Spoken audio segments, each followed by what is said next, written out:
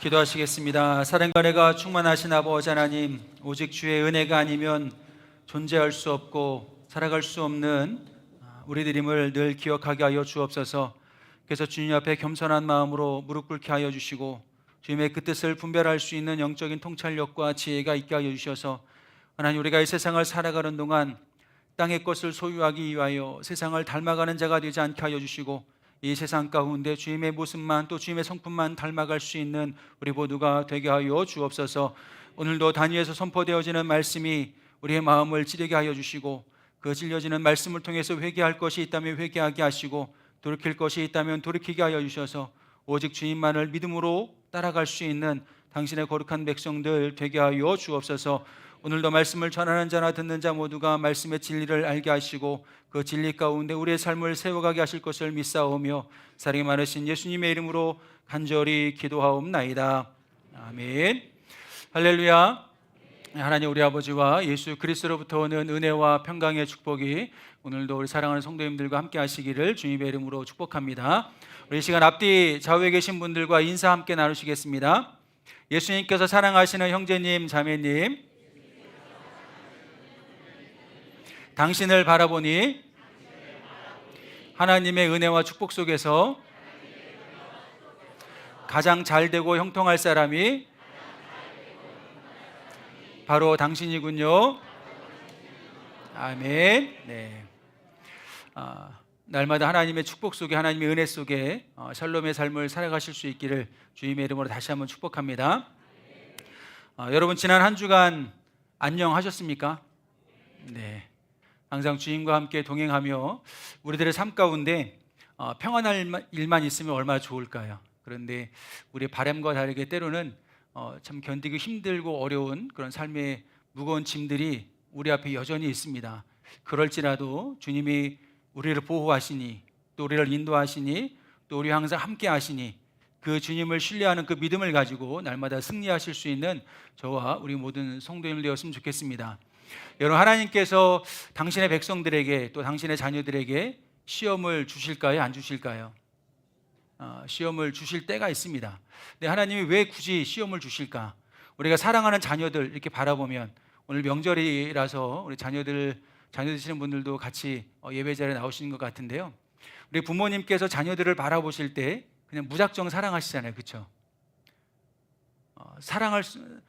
사랑받을 만한 일을 했기 때문에 사랑하십니까? 아니면 그냥 무작정 사랑하십니까?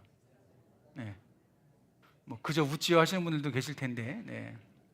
그래도 아무튼 자녀이기 때문에 무조건 사랑합니다. 그래서 그 자녀가 힘들지 않고 어렵지 않고 아프지 않고 건강하게 계획한 일이 잘 되길 바라고 원할 텐데, 그럼 하나님은 우리를 바라보실 때 그런 마음이 아니실까요?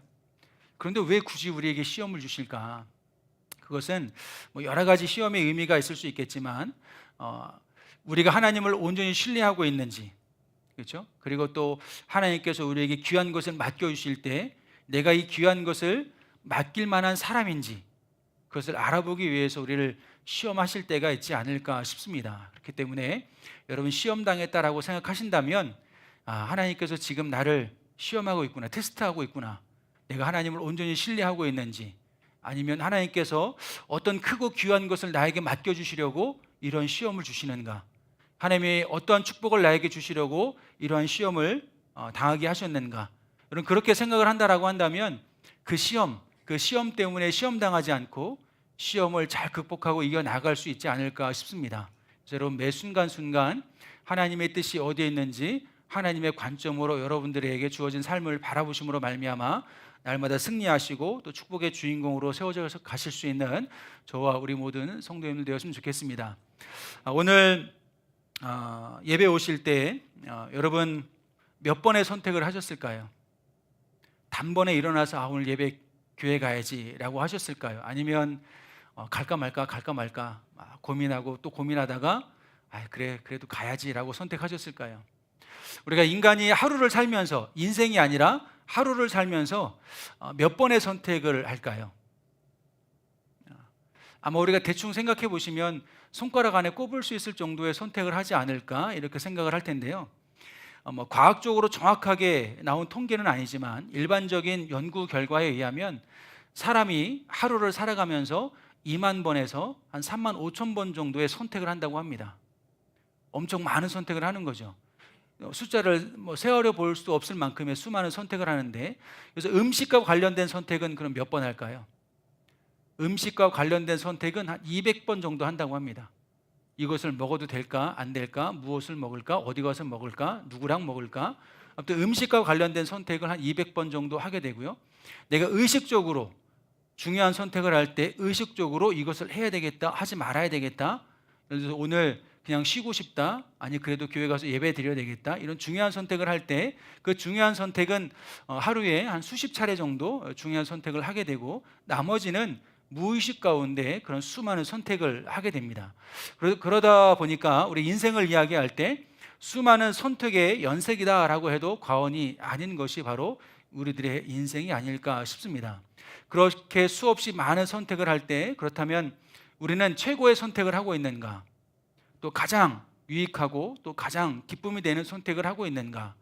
오늘 명절입니다. 그렇죠? 명절 연휴가 시작되는 주일입니다. 그래서 여러분들에게 제가 선물을 하나 준비했습니다. 교회 들어오시면서 주보 다 받으셨죠? 네. 제가 주보를 얘기하면 또 기대를 하시고 또 주보를 피시는 분들도 계시리라 생각합니다. 주보를 한번 쫙 펴셔가지고 옆 사람과 내가 좀 다르다, 딱 한 분 계십니다. 네. 없으실까요?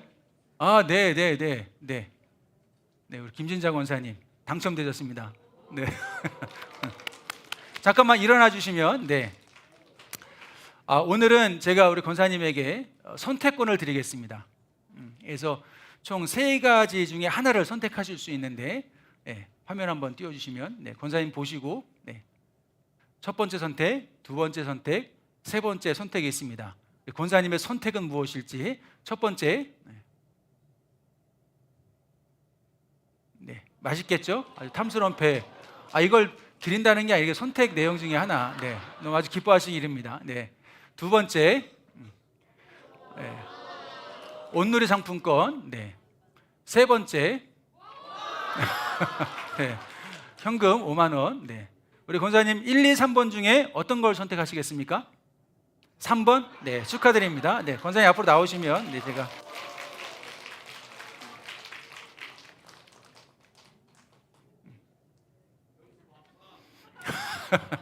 네. 왜 권사님 왜 3번을 선택하셨을까요? 네? 네, 어떻게? 왜 3번 선택하셨을까요? 네, 인사. 네, 왜 3번을 선택하셨는가? 가장 좋으니까. 네, 네, 축하드립니다. 네. 혹시 여기 계신 분들 중에 내가 만약에 당첨이 됐다면 나는 1번을 선택했을 것이다 하신 분 계실까요? 난 돈도 필요 없고, 난 돈도 필요 없고 과일이 최고다, 뭐 이렇게 하실 수도 있고, 네. 아니면 두 번째, 난 지역을 살려야 되기 때문에 우리 지역을 위해서 온누리 상품권을 선택하겠다 하시는 분들도 계실 겁니다, 그렇죠? 그런데 화면이 나올 때 3번이 나올 때 환호성이 가장 큰 거 보니까 그래도 3번이 가장 좋은 것이 아닐까, 이제 그렇게 생각을 해보는데요. 1번부터 3번까지 어느 것을 선택을 하시든 선택하는 사람의 자유이겠죠. 그럼 왜 그렇게 선택을 할까? 그것이 나에게 지금 가장 유익하다고 생각하기 때문에.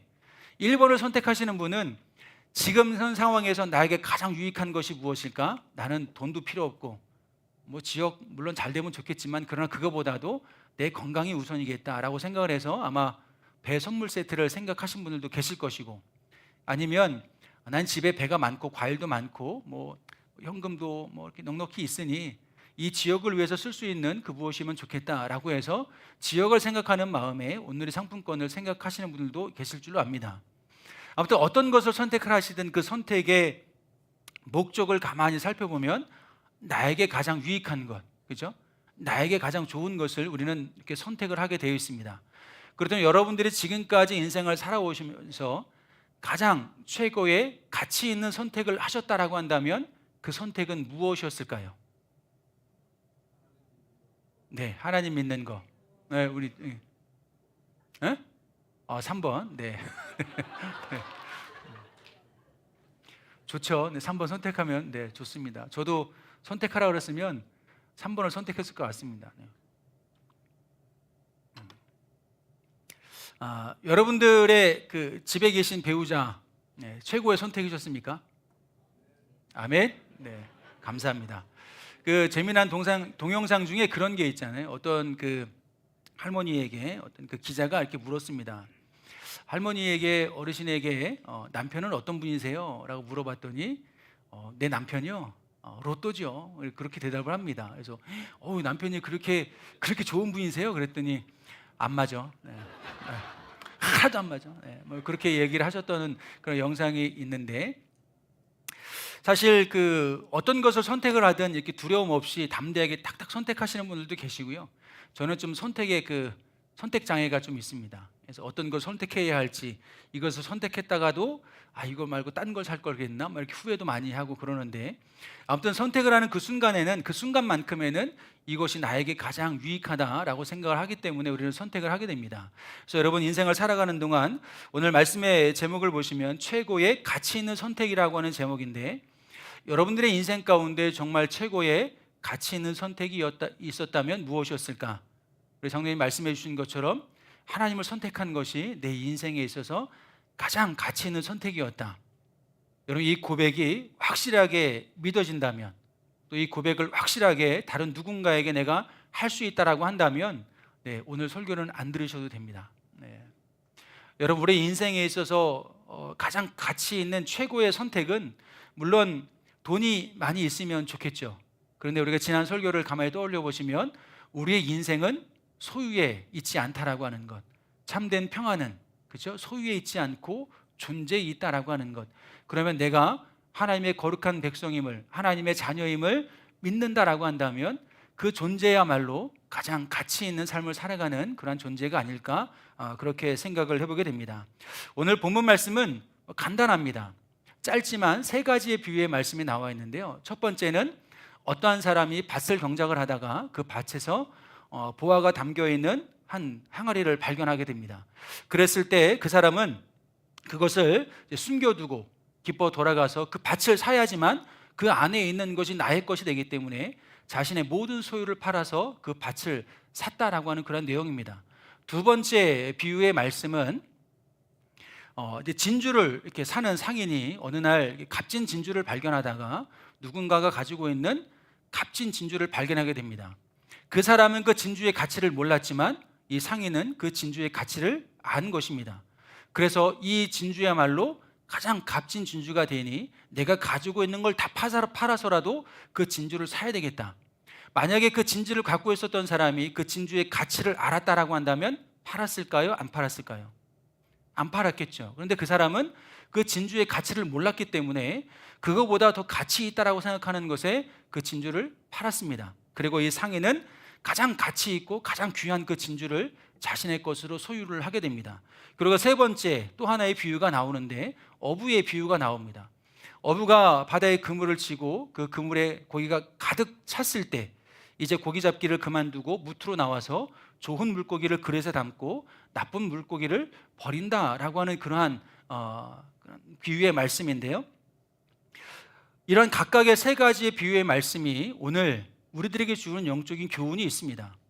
한 사람의 선택, 진주 상인의 선택, 어부의 선택, 그 선택이 가지는 의미는 무엇일까? 첫 번째 비유를 먼저 생각을 해보면 밭에 감추인 보화는 무엇을 의미할까요? 밭에 감추어져 있던 보화는 예수 그리스도를 의미합니다. 그러면 그 밭을 경작했던 그 한 사람은 누구를 의미할까요? 바로 성도 그리스도인 한 사람을 의미하겠죠. 아마 이 사람은 소작농이었을 것 같습니다. 농부라고 나오진 않지만 밭을 경작했다라고 하는 이유로 우리는 대체적으로 그 사람이 농부였다라고 이렇게 이야기를 하는데요. 그는 가난한 농부였을 것입니다. 왜냐하면 그 밭이 자신의 밭이었다라고 한다면 굳이 자신의 소유를 파서 그 밭을 살 필요가 없었기 때문에. 그런데 그 밭이 자신의 밭이 아니라 다른 누군가의 밭이었고 자신은 그 다른 누군가에게 경작권을 받아서 그 밭을 관리하고 있었던 것이죠. 그런데 그 밭을 비단 그 한 사람만, 그 사람만 경작을 했었을까요? 그렇지는 않았을 것입니다. 저도 제주에서 이제 귤밭을 운영하시는 그 성도님들을 이렇게 보면 본인이 그 직접 귤밭을 할 수 없으니 다른 분에게 도지를 줄 때가 있습니다. 근데 뭐 이렇게 기간을 정하고도 하지만 대체적으로 뭐 1년 단위, 2년 단위로 끊어서 이렇게 다른 누군가에게 그 밭을 맡기는 경우를 종종 보게 됐습니다. 우리 부평 지역도 그러지 않을까 싶습니다. 논과 밭을 가지고 계실 때 내가 그것을 다 할 수 없으면 누군가에게 그것을 도지를 주거나 경작을 할 수 있도록 맡기게 됩니다. 그런데 평생토록 그렇게 하지 않고 때가 되면 경작하는 사람들이 바뀔 수 있습니다. 그런데 이 밭도 역시 마찬가지가 아니었을까 싶습니다. 그 밭의 주인은 그 밭에 뭐가 있는지 몰랐던 거죠. 그렇기 때문에 여러 사람들에게 아마 그 밭을 경작하도록 맡겨 주었을 것입니다. 그런데 왜 하필 그 사람이 이때에 그 밭에 감추어져 있던 부활을 발견할 수 있었을까요? 그것은 다른 것에 있지 않고 바로 말씀에 나오는 이 사람, 이름도 등장하진 않지만 이 사람의 성실함과 진실함 때문이 아니었을까 싶습니다.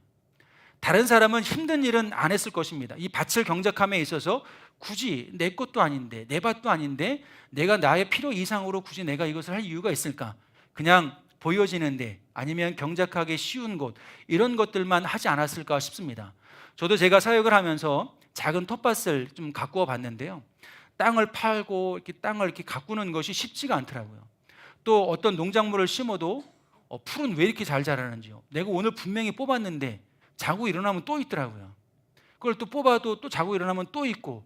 그래서 교회 한 집사님이 지혜를 주시더라고요. 목사님, 그땐 전사에 왔을 때 전사님 비닐을 까십시오. 비닐을 깔면 잡초가 좀 덜 나옵니다. 그렇게 하셔서 알려주셔서 비닐을 깔고 이렇게 텃밭을 가꾸어 봤던 적이 있습니다. 그런데 이 사람은 아무리 힘들고 어려워도 성실하게 진실되게 그 밭을 가꾸었던 것이죠. 파고 또 파고 깊이 파고 거름도 주고 그러면서 아주 깊이 묻혀 있었던 그 부활을 발견하게 된 것입니다. 당시에는, 고대 시대에는 집안에 귀한 것이 있다면, 여러분들 우리 남편분들 그 비상금 어디다 감춰 놓으시나요? 주체 없이 목사님 그걸 물어보시면 어떡합니까? 네, 그렇죠? 비상금은 아무도 모르게 감춰놓는 건데 그걸 물어보시면 어떡하십니까? 뭐 하실 수도 있는데, 비상금을 감춰놓는 곳이 있잖아요, 그렇죠? 집 안에 있을 수도 있고 집 밖에 있을 수도 있습니다. 근데 당시에는 귀중품 같은 거를, 귀한 것이 있다면 자신의 밭을 깊게 파고 깊게 파고 거기에 그 부활을 묻어두기도 하고 그 위에 큰 돌을 올려놔서 그 누구도 그것을 가져가지 못하게 그렇게 많이 했다고 합니다. 그렇기 때문에 아마 이 사람이 그것을 알고 일부러 그랬을 리는 없을 것입니다. 그도 그냥 나에게 주어진 밭이었고 내가 일궈야 될 밭이니까 아마 성실하게 진실하게 열심히 그 밭을 일구었을 것입니다. 그리고 마침내 그 밭에 감추어져 있던 그 부활을 발견하게 됐는데요, 이것을 얻기 위해서 그는 어떤 행동을 할까요? 말씀을 보시면 자신의 모든 소유를 팔아서 그 밭을 샀다라고 이렇게 말씀을 하고 있습니다. 그러니까 이 농부가, 이 사람이 그 가장 귀한 밭에 감추어져 있던 부활을 발견하기 위해서 성실함과 진실함 그리고 자기 희생이 있었습니다. 그것이 있었기 때문에 그는 그 밭에 감추어져 있던 부활을 발견할 수가 있었습니다. 앞에서 제가 그렇게 말씀을 드렸습니다. 밭에 감추어져 있던 부활은 예수 그리스도를 상징한다, 의미한다. 그리고 농부는 우리 그리스도인들을 의미한다. 그렇다면 여러분, 지금 여러분들은 날마다 매일의 삶 속에서 예수님을 알고 예수님을 발견하며 예수님과 동행하는 삶을 살아가고 계십니까? 내 안에 얼마나 예수님이 자리 잡고 있을까? 아직 내 안에 내가 가득 자리 잡고 있다면 우리는 예수 그리스도를 알아가기 위한 열심이 있어야 되는데 과연 나에게는 얼마나 그런 열심이 있을까? 오늘 말씀 속에 나와 있는 농부만큼은 우리에게 과연 그런 열심이 있을까? 그는 성실하게 진실하게 자기에게 주어진 삶을 살아가면서 그 안에서 하나님께서 은혜로 허락하신 그 귀한 보화를 발견하고 그것을 자신의 것으로 삼았습니다.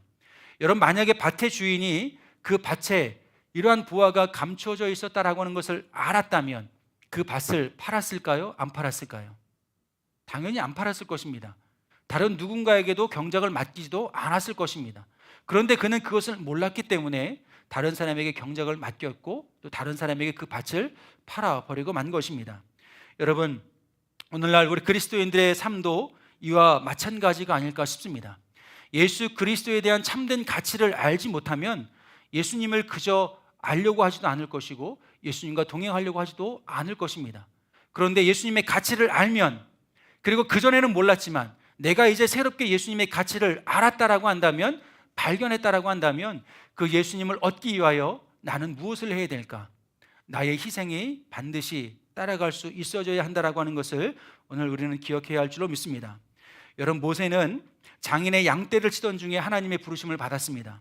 다윗 역시 다른 모든 형들보다 뛰어난 것이라고는 단 하나도 없었지만, 그러나 자신에게 맡겨진 양떼를 치는 일을 할 때 그가 사무엘의 눈에 띄게 되고 왕으로 기름 부음을 받게 되는 그런 모습을 볼 수가 있게 됩니다. 여러분, 마태복음의 저자 마태는 세리였습니다. 세리는 당시 사람들은 죄인으로 취급했던 그런 사람 중에 한 사람이었습니다.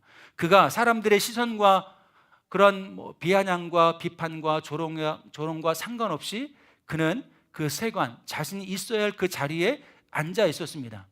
즉, 사람들은 죄인이라고 그를 욕했을지는 모르겠으나 그는 성실하게 진실되게 자신의 자리에서 묵묵히 자신에게 맡겨진 일을 하고 있었습니다.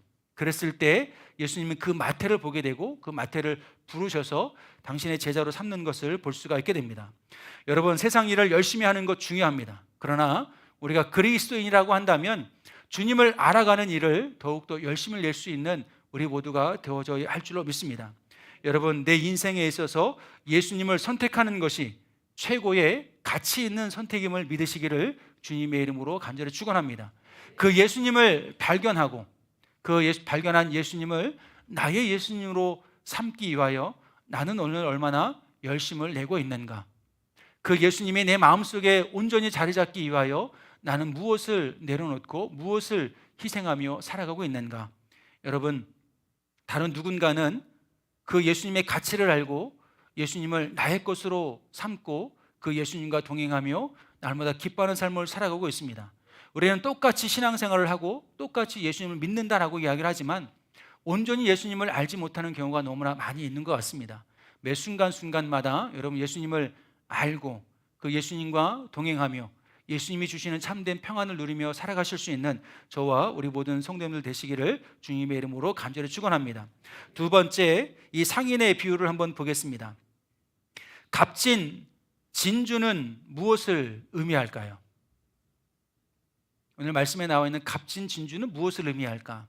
예수님께서는 왜 이 비유를 제자들에게 말씀하셨을까?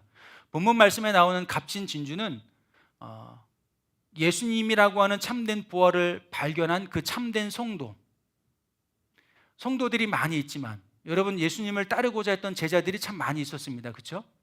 그러나 예수님을 진정으로 구주로 믿고 고백한 제자들은 많지 않았습니다. 그들의 차이는 무엇일까요? 자신의 것을 희생하고 주님을 발견하고 주님과 동행하느냐 동행하지 않느냐, 그 차이가 아닐까 싶습니다. 그래서 두 번째, 예수님께서 값진 진주 하나를 발견한 이 상인의 비유는 바로 그런 것입니다. 예수님을 알고 예수님과 동행하며 예수님의 뜻 가운데 순종하는 참된 성도. 그렇다면 그 상인은 누구를 뜻할까요? 상인은 바로 예수님을 의미합니다. 상인이 값진 진주를 발견해서 그것을 자신의 것으로 삼았듯이 오늘 예수 그리스도 역시 당신의 거룩한 백성들, 주님의 참된 성도, 주님의 참된 제자들을 찾고 발견하기를 바라고 원하신다라고 하는 것입니다. 그리고 그 사람을 찾았을 때 그 사람을 얻기 위하여 어떻게 합니까? 상인은 그 진주를 얻기 위하여 자신의 모든 것을 팔아서 그 진주를 자신의 것으로 취합니다. 여러분, 예수님께서 여러분들을 예수님의 소유 삼기 위해서 예수님이 선택하신 것은 무엇일까요? 자기 자신을 희생하는 것입니다. 그래서 십자가에서 자신의 모든 것을 내어드리며 우리를 선택하시고 우리를 하나님의 거룩한 백성으로 삼아 주신 것입니다. 여러분, 이 말씀을 우리가 다시 한번 곰곰이 생각해 봤을 때, 그러면 우리가 우리 인생을 살아가면서 최고의 가치 있는 선택을 할 때 여러분, 이것을 꼭 기억하셨으면 좋겠습니다. 예수님께서 나를 선택하시기 위하여 자신의 모든 것을 희생하셨구나. 그러면 나는 오늘 그 예수님을 얻기 위하여 무엇을 해야 될까? 나도 역시 예수님처럼 나의 모든 것을 희생할 수 있는 그러한 순종의 삶을 살아갈 수 있어져야 할 줄로 믿습니다. 여러분, 희생이라고 하는 것이 무엇일까요? 희생이라고 하는 것은 단순히 손해보는 것을 의미하지는 않습니다. 희생이라고 하는 것은 자신의 이익을 내려놓는 것, 손해 자체가 목적이 아니라 사랑과 가치가 목적인 것, 이것이 바로 희생인 것입니다. 예수님께서 왜 자신의 목숨을 희생의 제물로 내어놓으셨을까요? 자신이 살아있으면서 이 땅에서 누리는 영광, 그것이 중요한 것이 아니라, 그것을 소유하는 것이 중요한 것이 아니라 하나님의 사랑을 가지고 하나님의 사랑하는 백성들을 살리고 그들을 하나님의 자녀로 거듭난 존재로 다시금 그들을 새롭게 하는 것, 이것이 더욱더 가치 있는 것이었기 때문에 예수님께서는 그 사랑과 그 가치를 위하여 자기 자신을 희생시키신 것입니다. 사랑하기 때문에, 사랑 때문에 자신을 내어주시는 것, 이것이 바로 진정한 희생의 의미가 된다라고 할 수가 있을 것입니다. 여러분, 오늘 우리는 어떠하겠습니까? 예수님을 따르기 위하여 희생할 각오가 되어 있으십니까? 이러한 질문에 맞닥뜨리면 답이 확 막힐 수 있습니다. 과연 나는 예수님을 얻기 위하여, 예수님을 따르기 위하여 어디까지 희생할 수 있을까? 무엇까지 희생할 수 있을까? 예수님처럼 내 생명까지는 내어줄 수 없을 것 같은데, 그러면 나는 어디까지 희생할 수 있을까? 여러분, 희생이라고 하는 것은 단순한 시간과 재능과 지적 능력과 건강, 이런 것들에 손해보는 것만을 의미하는 것은 아니지 않을까 싶습니다. 우리가 해야 할 희생은 나의 감정도 절제하고 참고 인내하면서 하나님의 뜻을 이루기 위하여 때로는 양보할 수 있는 것, 내가 마땅히 누릴 수 있는 것이지만 하나님의 영광을 위하여, 예수님을 위하여 내려놓을 수 있어야 되는 것, 그것이 진정한 희생의 의미가 아닐까 싶습니다. 여러분들이 가정 안에서, 또 직장 안에서, 공동체 안에서 여러분들이 마땅히 받아 누릴 수 있는 여러 가지 많은 권리, 권한, 이런 것들이 있습니다. 그런데 그런 것을 하나님이 기뻐하시는 일을 위하여 내려놓을 수 있다라고 한다면, 그래서 그 내려놓음을 통해서 다른 사람들에게 유익을 끼치고 죽어가는 사람들을 살리고 상한 심령들을 위로하며 또 그들을 주님께로 인도해 나갈 수 있다라고 한다면, 여러분, 그것은 나의 목숨을 내어놓는 것만큼이나 가장 귀하고 복된 희생이 아닐까 싶습니다. 다른 쉽게 얘기하면 여러분들의 자존심을 내려놓는 것도 희생이 될 수 있습니다. 근데 우리는 가장 잘 안 되는 것, 차라리 내가 얼마 헌금을 하고 말지, 내가 차라리 얼마 그냥 기부를 하고 말지, 내가 얼마 그냥 가서 시간으로 때우고 오고 말지, 이거는 누구나 할 수 있습니다. 그런데 정말 하나님의 뜻을 이루기 위하여 내 자존심까지 내려놓는 것, 그것은 참으로 힘들고 어렵습니다. 그런데 우리가 진짜 예수님을 얻기 위하여, 하나님의 자녀로 거듭나기 위하여 해야 할 희생이 있다라고 한다면 바로 그것까지도, 그렇죠? 내가 목숨처럼 여기는 그 자존심, 그것까지도 내려놓을 수 있을 때 그것이 진정한 희생의 의미가 되지 않을까, 그러한 생각을 해보게 됩니다. 여러분, 그것이 어렵게 느껴지시거든 예수님의 희생을 한번 생각을 해보십시오. 우리 믿음의 선진들의 희생을 한번 생각을 해보십시오. 그분들은 믿음을 지키기 위하여, 예수 그리스도를 지키기 위하여 자신의 자존심, 자신의 생명, 자신이 귀하게 여기는 그 모든 것들을 다 내려놓으신 분들입니다. 그러한 신앙의 유산을 물려받은 오늘 우리들은 과연 이 교회를, 우리 믿음을 지켜나가기 위하여 어떻게 해야 되며 무엇을 선택해야 될까? 바라는 것은 하나님이 기뻐하시는 일들을 선택하실 수 있는, 내 인생의 최고의 가치가 되시는 예수 그리스도를 선택하실 수 있는 저와 우리 모든 성도들 되었으면 좋겠습니다. 보네퍼라고 하는 신학자는 이렇게 이야기를 합니다. 그리스도의 십자가는 은혜가 얼마나 값비싼지를 보여준다. 제자도는 그 희생을 따르는 삶이다 라고 정의를 하고 있습니다. 여러분, 주님의 십자가는 우리를 향한 하나님의 사랑이 얼마나 큰지를 보여주는 그러한 증거가 됩니다. 우리를 얼마나 사랑하셨으면 당신의 독생자를 이 땅에 보내시고 그를 그 고난의 십자가, 저주의 십자가, 비난의 십자가, 조롱의 십자가, 수치의 십자가, 그 십자가를 지고 죽게 하셨을까요? 그렇죠? 그만큼 하나님께서 우리를 사랑하시는 증거가 된다는 것입니다. 그렇기 때문에 그 주님을 따르기를 원하는 자들은, 주님을 선택하고 주님 안에서 발견되기를 바라고 원하는 자들은 주님의 그 희생을 따를 수 있어져야 한다라고 하는 것을 우리들에게 가르쳐주고 있습니다. 나를 구원하시기 위한 예수님의 희생을 기억한다라고 한다면 삶의 선택의 순간에 있을 때 내가 선택해야 할 것이 무엇인가라고 하는 것을 명확하게 알 수 있지 않을까 싶습니다. 여러분들의 마음속에 매 순간순간마다 나를 하나님의 자녀 삼아주신 그 예수 그리스도의 선택을 귀히 여기시고 그 선택이 헛된 것 되지 아니하실 수 있도록 날마다 말씀과 믿음 가운데 살아가실 수 있는 저와 우리 모든 성도들 되었으면 좋겠습니다. 마지막 세 번째 비유가 있습니다. 어부가 고기를 잡아서 좋은 것은 그릇에 못된 것은 내버린다라고 하는 말씀이 있는데요. 그렇다면 여기서 어부는 누구를 의미할까요? 여기서 어부는 하나님을 뜻하는 줄로 믿습니다.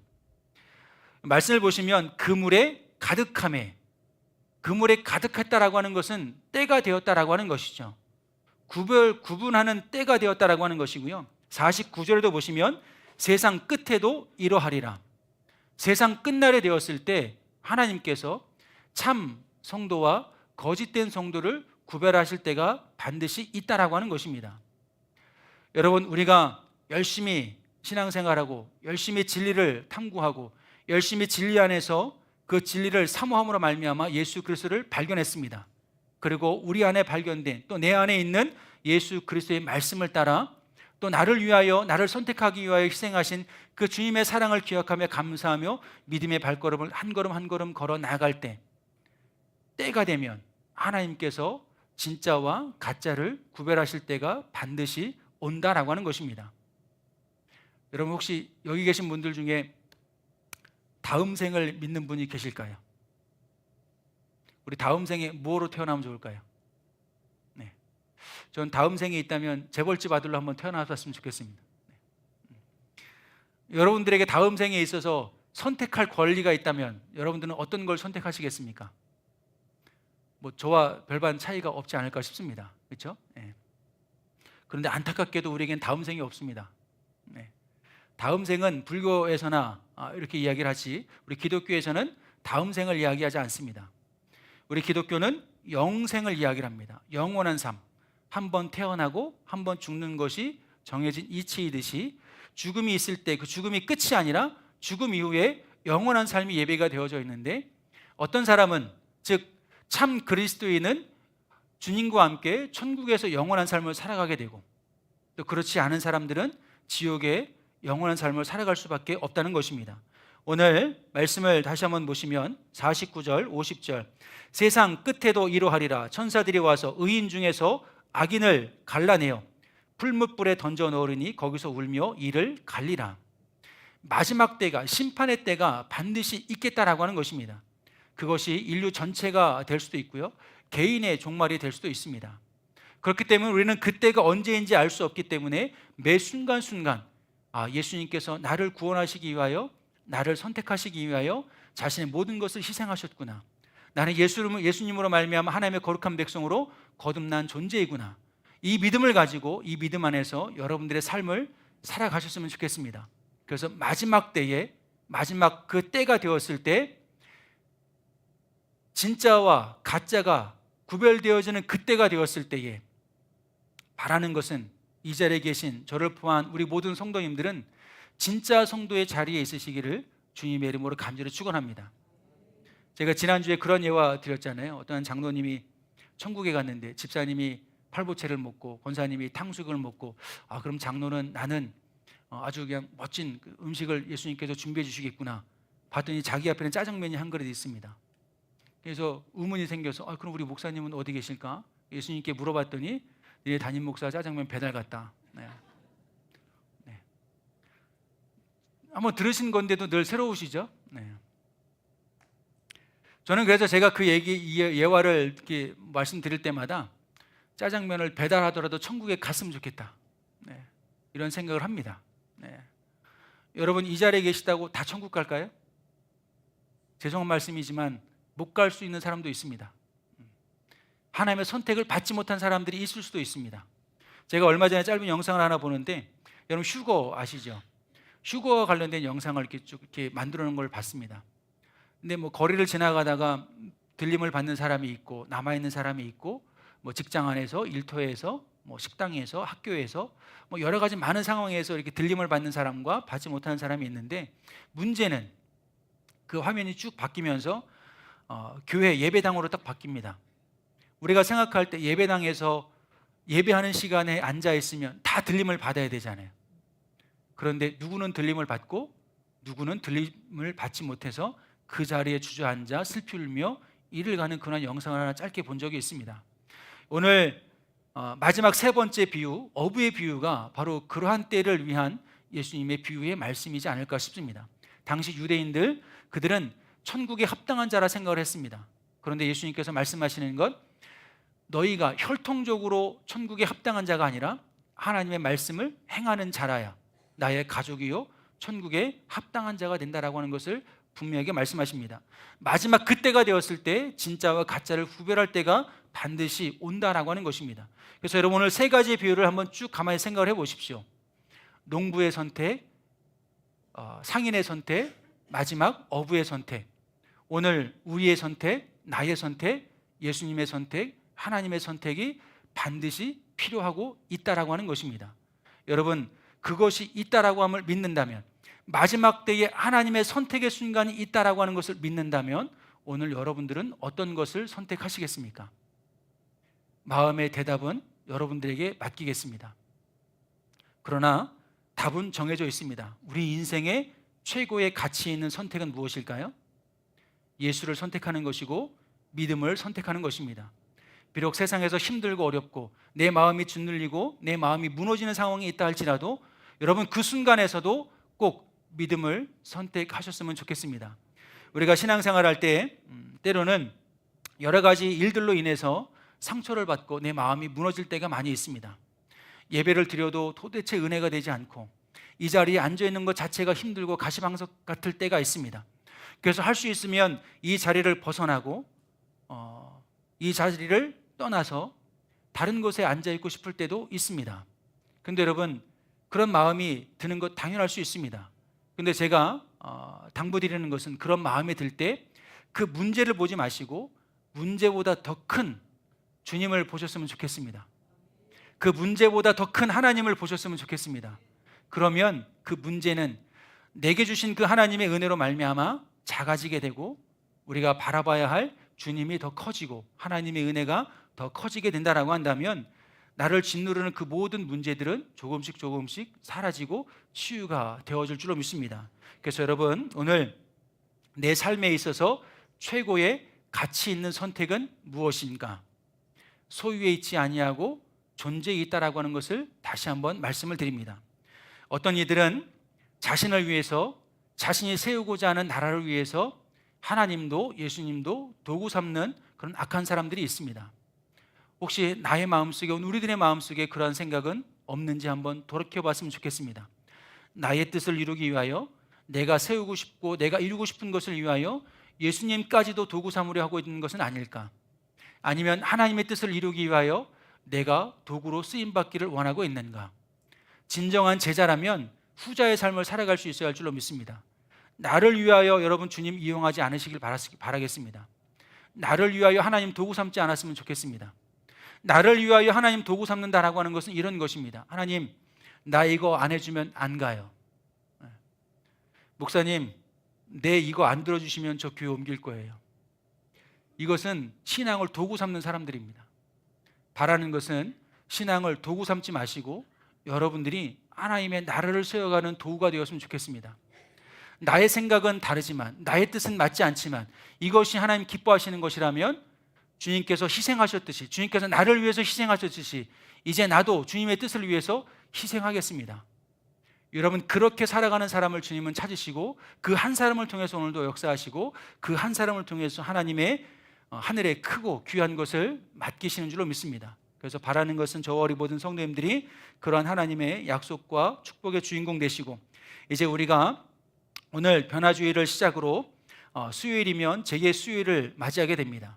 제2의 수요일은 사순절의 시작을 알리는 날입니다. 그래서 유대인들은 제2의 수요일이 되면 숯을 태워서 그 재를 가지고 자신의 몸에 뿌립니다.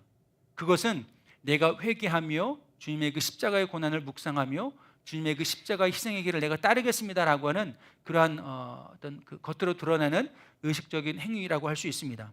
그래서 우리는 이제 제2의 수요일을 시작으로 사순절을 보내게 되는데 여러분 사순절 매년 찾아오는 형식적이고 습관적인 어떤 그러한 절기가 아니라 정말 마음속 깊이 예수님께서 나를 선택하기 위하여 자신의 모든 것을 희생하신 그 희생을 다시 한번 기억하며, 그러면 내 안에 발견된 그 예수 그리스도, 그 믿음을 지키기 위하여 나는 오늘 무엇을 내려놓고 무엇을 희생해야 될까?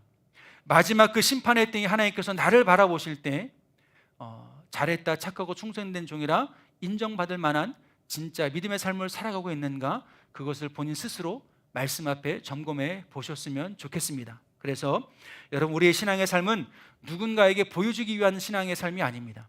하나님이 보고 계시고, 그래서 제가 요즘 몇 주 동안 계속 말씀드리잖아요. 살아계신 하나님, 시퍼렇게 살아계신 하나님, 그 하나님이 지금도 우리를 바라보시며 우리가 천국에 합당한 자인지 아니면 그 반대인지를 판단하실 줄로 믿습니다. 여러분, 그 판단은 우리의 몫이 아닙니다. 판단은 하나님의 몫입니다. 우리는 그저 주님이 걸어가신 그 희생의 길, 사랑의 길, 참된 가치를 쫓는 그러한 삶을 살아가는 것이 우리들의 몫이고, 그리고 그 삶 속에서 그 사명을 충성되게 다할 때 하나님께서 마침내 우리를 통해서 일하시고 우리를 통해서 하나님의 나라를 확장해 가실 줄로 믿습니다. 아무쪼록 하나님의 은혜와 축복의 주인공으로 또 오직 주님만을 선택하실 수 있는 저와 우리 모든 성도들 되셔서 모든 힘들고 어려운 상황 가운데에도 참된 평안과 기쁨과 하나님의 축복을 누리며 살아가시는 저와 우리 모든 성도님들 되시기를 주님의 이름으로 간절히 축원합니다. 우리 이 시간 오직 주만이 함께 찬양하시고 오늘 말씀을 기억하며 함께 결단하며 기도하는 시간 갖도록 하겠습니다.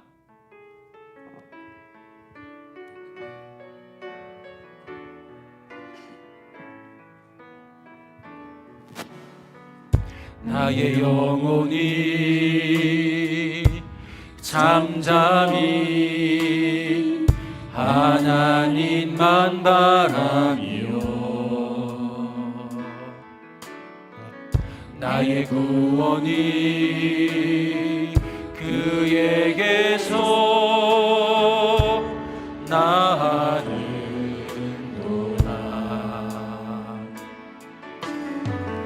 나의 영혼아 잠잠히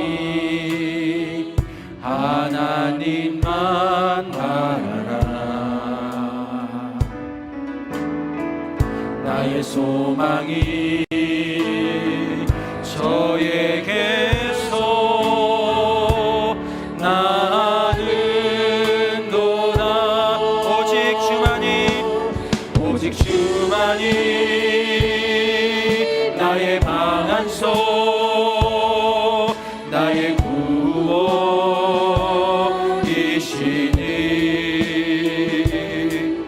오직 주만이 나의 산소 내가 요동치 아니하리라. 다시 한 번 더 찬양합니다. 나의 영혼이 간절히 여호와를 갈망하며 나의 입술이 여호와를 찬양하리.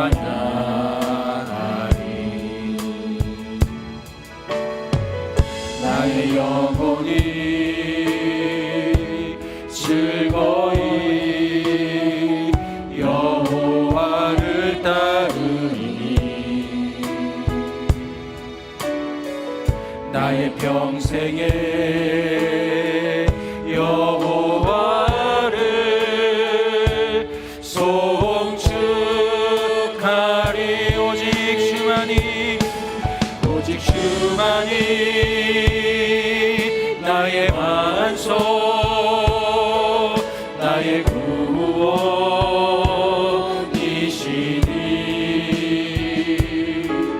오직 주만이 나의 산소 내가 요동치 아니하. 오직 주만이 나의 반소 나의 구원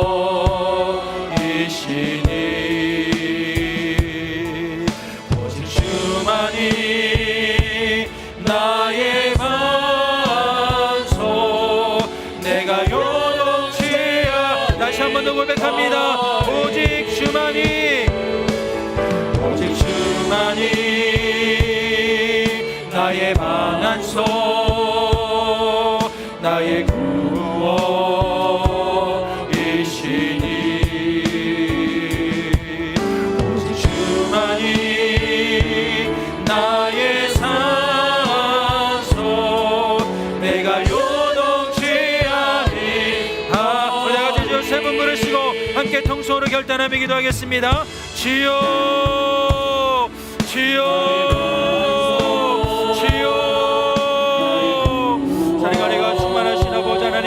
아버지를 노리고 시같이 변전한 마음으로 결단하며 기도하며 나아갑니다. 하나님 오늘도 시간 우리가 무엇을 아버지 선택해야 할 순간에 하나님 주님의 마음과 주님의 그 사랑과 아버지의 그 헌신과 주님의 그 희생을 기억하게 하여 주옵소서. 하나님 나의 욕심대로 나의 뜻대로 나의 생각대로 하나님 그 모든 것들을 선택하는 것이 아니라 하나님 오직 주님의 무엇이 온전한 뜻이 무엇인지를 하나님 우리가 분별하여야 할 것이도록 하나님 우리를 붙드시고 온전한 인도하여 주시옵소서. 예수의 매 순간마다 하나님 주 하나님의 그런 일을 위하여 하나님의 나라를 이루기 위하여 하나님 아버지 우리가 주님 받기를 원하오니 하나님 아버지 주님마저도 아버지 욕심을 이루게 두고 잠시 하여 주시옵시고 하나님 우리가 만들게 두려할 것이 있다면 아버지 불구하고 주님을 위하여 주님의 그 십자가의 영광을 위하여 아버지 모든 것을 내려놓을 수 있는 하나님 우리 모두가 내려올 수 있도록 하나님 예수 아버지 오늘 시간 아버지 잡아주시고 도와주옵소서. 아버지의 인생을 위해 다시 한번 기억합니다. 하나님 아버지 주여 주님을 사는 동안 아버지의 그 헌신과 주님의 그 희생과 하나님 주님의 그 고난을 하나님 우리가 다시 한번 우리의 마음속에 새기기를 원합니다. 하나님 주님께서 아버 나를 위하여 희생하셨던 것처럼 이제 아버 나도 아버지를 따르기 위하여 하나님 아버지 모든 것을 내려놓을 수 있는 아버지의 믿음의 담대함이 아버지께를 원합니다. 주님 수고를 우리가 수고하게 하여 주시옵소서. 아버지 주님만이 하나님 우리 반석이시며 나의 요새시며 하나님 나의 구원이심을 믿사오니 하나님 그 믿음으로 하나님 오늘도 이 시간 우리의 삶의 모든 일을 나아갈 수 있도록 하나님을 넘어가시고 하나님 인도하여 주시옵소서.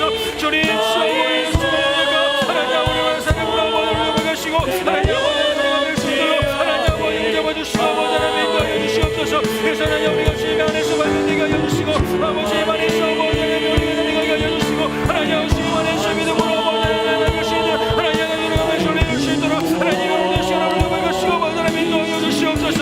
주님 수고하게 기도합니다.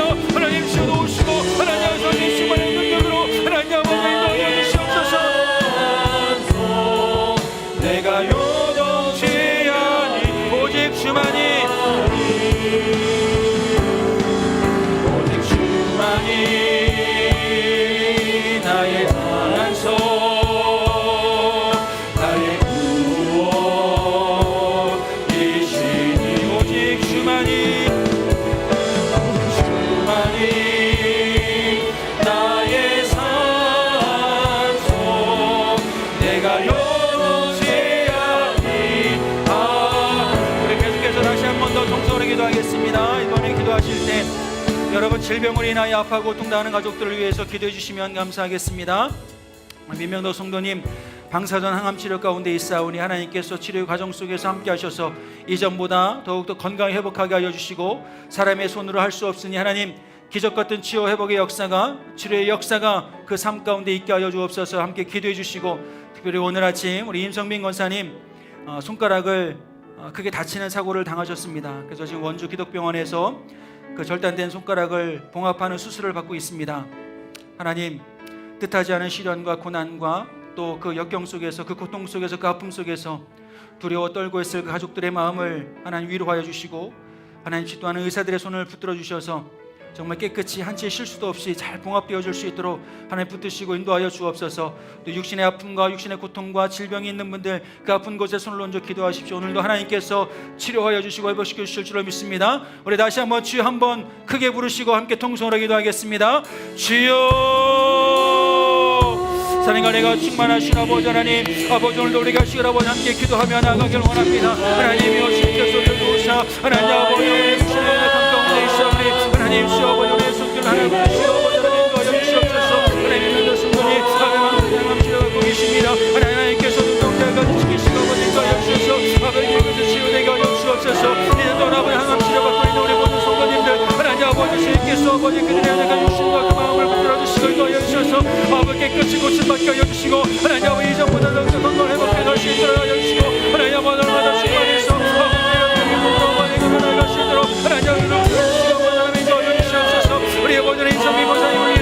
있습니다. 이제 아버지 타진하는 사고로 인하여 아버지 아픈 고통 가운데 있습니다. 아버지 오늘 주가를 하고 건강을 가운데 있습니다. 하나님께서 아버지 지키시고 아버지 하나님과 연주셔서 아버지 깨끗이 아버지 회개하게 하여 주시고 아버지 한치의 실수를 아버지 실수 없이 마음되게 하여 주시고 하나님 아버지께서 아버지 만지시고 하나님께 도와주셔서 이제 아버지 속에 회복되어지고 하나님 오늘은 아버지 역시 아버지께 하여 주옵소서. 아버지 그 상고 생각하는 그 아버지 그 쓰는 아버지에게도 하나님 아버지 주님 앞으로 하나님 이루어주시고 하나님 아버지 우리가 기대하며 하나님 아버지 나가 우리 하나님 주 아버지 하나님 아버지 잡아주시고 하나님 아버지 손을 아버지 보여주시고 하나님 아버지 우리를 할 수 없습니다. 하나님 아버지 아버지를 알려주시고 하나님 아버지의 역사 없는 믿사오니 하나님 오늘 시간 아버지 하시는 하나님 아버지 하나님 오늘 일으켜 주시옵소서. 하나님 오늘 일으켜 주시옵소서. 아버지 하나님 아버지 밝혀 주시옵소서. 주님 주 아버지 있습니다. 하나님 아버지 앞에서 말씀이십니다. 하나님 주도 오시고 아버지를 끌려가여 주시옵소서. 사랑과 내가 충만하신 아버지 하나님, 우리는 연약하고 부족합니다.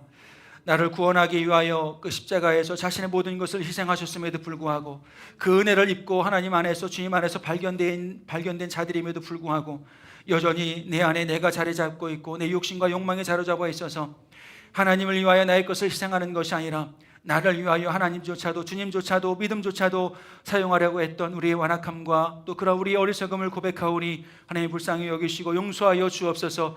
이제 하나님 내 삶의 최고의 선택은, 최고의 가치 있는 선택은 바로 예수 그리스도 믿음을 선택하는 것에 있는 줄로 믿습니다. 우리의 아버지의 구원이 소유에 있지 아니하고 그 존재에 있음을 알게 하여 주셔서 우리가 어디 있든지 무엇을 하든지 항상 주와 동행하는 믿음의 삶을 살아가게 하시며 하나님 그때에 그 하나님 마지막 그 심판의 때에 잘하였다 착하고 충성된 종이라 인정받을 수 있는 믿음의 오늘의 삶을 살아갈 수 있도록 하나님 붙드시고 인도하여 주옵소서.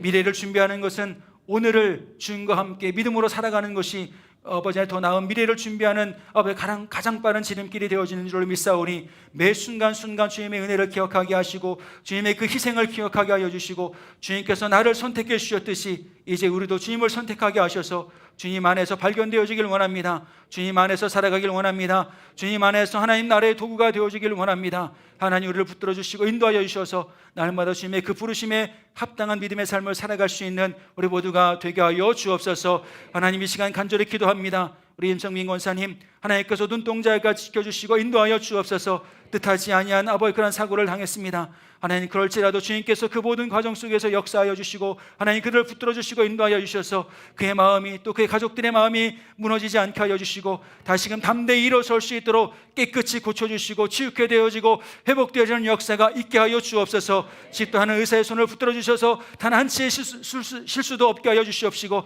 모든 것이 완벽하게 완전하게 봉합되어지며 치료되어질 수 있도록 은혜 베풀어 주옵소서. 오늘도 귀한 예물을 성별하 주님께 드리오니 하나님 받으시고 축복하여 주셔서 하나님 우리가 물질 때문에 시험 들려 넘어지지 아니하도록 때마다 일마다 채우시고 부으신 은혜가 있게 하여 주옵소서. 하나님 우리의 삶 가운데 넉넉히 쓰고도 남음의 역사가 있게 하여 주시기를 원합니다. 하나님 불필요하게 세워나가는 경제의 지출도 하나님 막아주셔서 정말 주님의 영광을 위하여 그 모든 것 선영할 수 있는 아버지 지혜로운 또 아버지 선한 청지기로서의 사명을 감당할 수 있는 우리 모두가 되게 하여 주옵소서. 우리 성도님들의 가정과 직장과 사업과 특별히 그 자녀들을 축복하여 주셔서 그 자녀들의 말씀과 믿음 가운데 자라게 하여 주옵소서. 어려서부터 주님의 품 안에서 자라게 하여 주옵소서. 하나님 이 세상의 문화를 닮아가는 자들이 아니라 세상을 변화시켜 나가는 하나님의 사람들로 성장해 갈 수 있도록 그 자녀들을 축복하시고 인도하여 주옵소서. 그래서 부평제일교회 모든 믿음의 가족들 믿음의 3대 4대 5대 영원토록 믿음의 명문 가정으로 세워주셔서 하나님의 축복 속에 자자손손 믿음의 삶을 살아갈 수 있는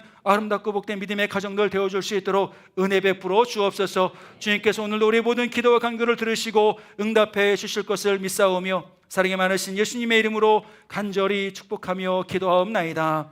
아멘.